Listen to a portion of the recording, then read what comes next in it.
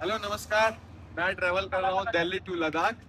आज हमारा तीसरा दिन है बाइक से और हम कारगिल पहुँचने वाले हैं। अभी कारगिल बीच रास्ते में है और यहाँ की टेम्परेचर अभी 6-7 है और दोपहर मतलब 12 बज रहे हैं। और बाकी आप इधर का पूरा नज़ारा देखो कितनी खूबसूरत है और पीछे भी बर्फ वाली पहाड़ मिल गई है।